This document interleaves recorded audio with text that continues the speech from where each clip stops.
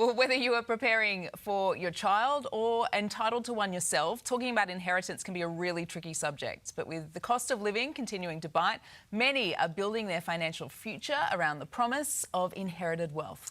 But it's a tough, tricky subject, isn't it? So how can you approach it with your family? Here to share some tips is financial planner Kenna Campbell. Kenna, great to see you again. Good morning. This is and can be a very awkward conversation. I think largely because inheritance is often tied to the passing of a loved one, a parent, a grandparent. How can you go about broaching this topic? Often where most inheritance issues stem from is actually silence. So communication and clarity is essential. Having a will, having a superannuation nomination, being really clear about your conversations around your expectations is essential. And really coming from a place of empowerment and opportunity rather than entitlement. Okay, so communication, number one thing. People often unexpectedly receive money. People often die unexpectedly, unfortunately. What are the biggest mistakes people make when they suddenly do receive an inheritance out of the blue? Treating the windfall like, the inheritance like a windfall rather than a financial responsibility. So rushing out and spending it, buying cars, upgrading homes, going on holidays, not actually taking time to think about this money, thinking about emergency money, thinking about tax consequences or implications on Centrelink. This is when we can see inheritances quickly evaporate.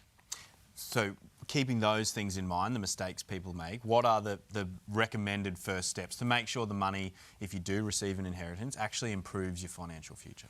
The best thing is to just press pause, try not to do anything at once because obviously emotions are running high. Then go and get financial advice, and a financial planner can actually guide you as to what is the smartest thing to do with that money so you're actually potentially building wealth.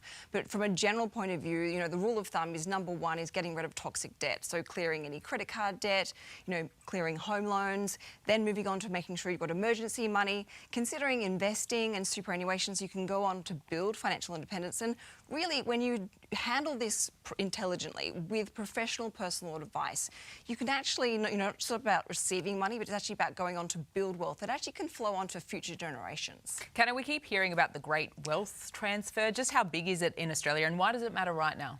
So the estimates are around about $3.5 to $5.4 trillion over the next 20 years, which works out on average to be around about $185 billion each year being transferred from one generation. So this is incredible. And the reason why it matters right now is we have the baby boomers who are aging. And obviously we've got record property prices. And in this inheritance is superannuation, investments, businesses, property. So there's a huge amount of wealth here, as we all know. But younger generations are really relying and hoping for this money to be able to help give them a sense of financial balance in their lives, to help pay for property, help pay for education, help start small businesses up. So this is an opportunity for Australia to really kind of rebalance the sheet when it comes to financial inequality in our country. Fascinating. Thank you, Ken. Thank you. Thank you.